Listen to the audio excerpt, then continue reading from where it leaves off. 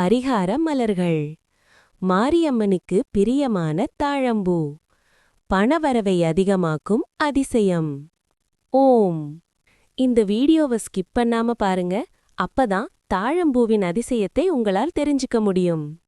பரவலாக நீரோடைகளிலும் ஆற்றுப்புறங்களிலும் கவனிப்பாரின்றி புதர்களாக மண்டி கிடக்கும் தாவர இனம் தாழை எனும் தாழம்பூ.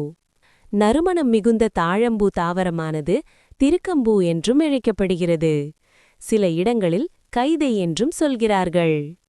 தாழை என்பது ஈரம் மிகுந்த சதுப்பு பகுதிகளில் குட்டை புதராக வளரும் பூவினம்.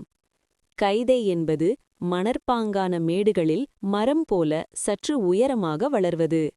இதன் பூக்கள் கிளைகள் போன்று நீண்ட மடல்களை உடையது. கைதையின் பழங்கள் மற்றும் விதைகள் உண்ணத்தகுந்தவை. தாழையில் ஆண் தாழை பெண் தாழை என்று வேறுபாடும் உண்டு. சில இடங்களில் ஆண் தாழையை கைதை என்கிறார்கள். கூரிய முள்களும் மிகுந்த வாசனையும் உடையது ஆண் தாழைதான். இதன் முள் கையை தைப்பதால் இதற்கு கைதை என்பது காரண பெயராயிற்று. சங்ககால இலக்கியங்களில் நெய்தல் நில பாடல்களில் தாழையை பற்றிய செய்திகள் ஏராளமாக இடம்பெற்றுள்ளன. வண்ணத்தின் அடிப்படையிலும் தாழையை வகை பிரிப்பார்கள். அடர் மஞ்சள் நிறத்தில் இருப்பது செந்தாழை. இது ஆடி ஆவணி மாதங்களில் பூக்கும். சற்று வெளுத்து காணப்படுவது வெண்தாழை. இது மாசி பங்குனி மாதங்களில் பூக்கும். அதனால் ஆபத்து கருதி இதனை அருகில் சென்று பைகளால் பறிக்க மாட்டார்கள். உண்மையிலேயே பயிரிட முடியாத பூவினம் இது என்று சொல்லலாம். மின்னல் மின்னும் காலத்தில்தான் இயற்கையாக தாழை பூக்கும் எனும் தகவலும் சொல்லப்படுவது உண்டு. அபாரமான மருத்துவ பயன்களும் சிறந்த ஆன்மீக பயன்களும் உடையது தாழை. வாதமடக்கி, கபமகற்றி, வியர்வை பெருக்கி, இசிவகற்றி என பல விதங்களில் இந்திய ஆயுர்வேதத்தில் ஆகச்சிறந்த மருந்தாக தாழை பயன்படுத்தப்படுகிறது. பெண்களின் கருத்தரிக்கும் பண்பினை தூண்டும் மருந்து இந்த தாழை. அம்மை நோயால் சரும பாதிப்பு மற்றும் ரணவேதனைக்கு உள்ளானவர்கள் தாழம்பூ தைலத்தினால் மாரியம்மனுக்கு தைல காப்பிட்டு அபிஷேகம் செய்வது மிகுந்த பலனளிக்கும். சிவபெருமானுக்கு உரிய பூஜைகளில் தாழம்பூவினை பயன்படுத்துவது கிடையாது. ஈசனின் அடிமுடி தேடிய திருக்கதையில் பிரம்மனுக்கு ஆதரவாக பொய் சாட்சி சொன்னதால் சிவகோபத்திற்கு ஆளானது தாழம்பூ. அதனால் சாபம் பெற்றது என்கின்றன புராணங்கள். அதன் பிறகு தனது தவற்றினை உணர்ந்து சிவபெருமானிடம் சரணடைந்த தாழம்பூவை அவர் மன்னித்தார். வருடத்துக்கு ஒருமுறை மகா சிவராத்திரி அன்று லிங்கோத்பவ காலத்தில் மட்டும் தாழையினை ஏற்றுக்கொள்வதாக அருளினார். இதனையொட்டி திருவண்ணாமலை மற்றும் உத்தரகோசமங்கை போன்ற தலங்களில் லிங்கோத்பவ காலத்தில் தாழம்பூ சார்த்துடல் விசேஷமாகச் செய்யப்படுகிறது. மயிலாடுதுறை மாவட்டத்தில் உள்ளது திருக்கோளம்பம். இந்த தலத்தில்தான் பிரம்மதேவன் தான் பொய் சொன்னதால் ஏற்பட்ட பாவம் நீங்க பெற்றார். அதன்படி முன்னர் அளித்த சாபத்தை நீக்கி தமது இடது கையால் தாழம்பூவினை எடுத்து ஜடாமண்டலத்தில் பெருமான் தரித்து கொண்ட தலம் இது. ஆகவே இந்த தலத்தில் மட்டும் மூலவர் அருள்மிகு கோகிலேஸ்வர சுவாமிக்கு வருடம் முழுவதுமே தாழம்பூ சார்த்தி வழிபாடு செய்யலாம் என்பது விசேஷம். இந்த தலத்துக்குச் சென்று வழிபட்டால் பொய் சொன்னதால் உண்டான மனவாதனை நீங்கும் என்கிறது கோயிலின் ஸ்தல வரலாறு. சிவ பூஜைக்கு தகுதியற்ற மலராவாய் என சிவசாபம் பெற்ற தாழை காட்டாத்தி விருட்சமாக திருச்செங்காட்டங்குடி தலத்தில் அவதரித்தது. சிவதரிசனத்திற்காக வேண்டி நின்ற அதன் நிழலின் கீழ்தான் பைரனராக உருவெடுத்து வந்த சிவபெருமான் அமர்ந்து இளைப்பாறினார். சிறுத்தொண்ட நாயனாரின் பெருமையை உலகிற்கு காட்டினார். இன்றளவும் சிவதரிசனம் செய்தபடி ஆலயத்திற்கு உள்ளேயே தழைத்து பரவி நிற்கிறது அந்த விருட்சம்.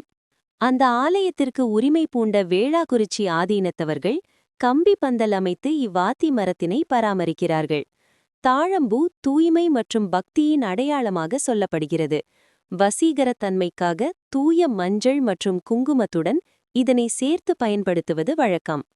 இந்த தாழம்பூ குங்குமத்தினை நெற்றியில் தரிப்பதன் மூலம் தெய்வ கடாட்சத்தினை ஆகர்ஷணம் செய்ய இயலும். தெய்வத்தன்மையின் அருள் பூரணமாக கிடைக்கும். முகத்தில் பொலிவு கூடும். பூஜா திரவியங்களில் தாழம்பூவினை அதிகமாக பயன்படுத்துவது சிறப்பு.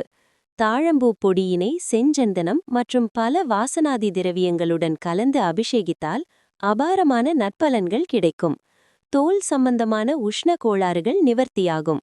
அம்பிகை சாநித்தியம் நிலைக்கும். தாழை மடல் துண்டுகளை நல்லெண்ணெயில் போட்டு சூரிய ஒளியில் வைத்து செய்யப்படும் தைலம் மூளை சூட்டினை ஆற்றவல்லது. இந்த தைலத்தைக் கொண்டு தீபமேற்றி வணங்கினால் குலதெய்வம் வீட்டில் தங்கியிருந்து சகல நன்மைகளையும் அருளும் என்பது ஐதீகம். சர்ப்பதோஷங்கள் உள்ளவர்கள் மாரியம்மனுக்கு தாழம்பூ பாவாடை சார்த்தி வணங்கினால் சர்ப்பதோஷங்கள் அகலும். தாழை மடல்களால் பின்னப்பட்ட சடையினை அம்பிகைக்கு அலங்காரமாக சூட்டுதலும் விசேஷமான பலன்களை அளிக்கவல்லது. பெருமாளுக்கு மூகினி கிருஷ்ணர் திருக்கோலத்தில் அலங்காரம் செய்து வழிபடும் மரபு உண்டு. இந்த மூகினி கிருஷ்ணருக்கு தாழை ஜடை பின்னி அலங்கரிப்பது விசேஷம். இதனால் சத்புத்திர பிராப்தி கிடைக்கும். பெண் தெய்வங்களுக்கு தாழை மடல்களைச் சாற்றினாலோ அர்ச்சித்தாலோ அவர்களது அனுக்கிரகத்தினை எளிதாக பெற முடியும். குறைந்தபட்சம் தாழம்பூ குங்குமத்தினால் அர்ச்சிப்பது விசேஷம். இந்த வழிபாடு பணவரவை ஈர்க்கும். இதனால் வீட்டில் எப்போதும் ஐஸ்வர்யம் நிறைந்திருக்கும். பணவரவுக்கு குறைவே இருக்காது. மாரியம்மன், மகாலட்சுமி போன்ற தெய்வங்களுக்கு தாழைச் சாற்றுதல் மிகவும் விசேஷம். இன்றைக்கும் சில இடங்களில் வரலட்சுமி பூஜை அன்று தாழை மடல் சாற்றுதல் கட்டாயமாக பின்பற்றப்படுகிறது. ஆடி மாதத்து நாக சதுர்த்தி அன்றும் ஆவணி மாதத்து விநாயகர் சதுர்த்தி அன்றும் தாழை மடலால் பூஜிப்பது விசேஷம். இதனால் ராகு கேது ஆகிய சாயா கிரகங்களின் தீய பலன்கள் குறையும். நாகதோஷம் படிப்படியாக அகலும். விநாயகருக்குரிய ஏக விம்சதி பூஜைக்கு உரிய மலர்களில் தாழையும் ஒன்று. ஓம் காமிதார்த்த பிரத கணபதி என்கிற திருநாமத்தினை சொல்லி கேதகி புஷ்பம் சமர்ப்பயாமி என்று சமர்ப்பிப்பது முறை.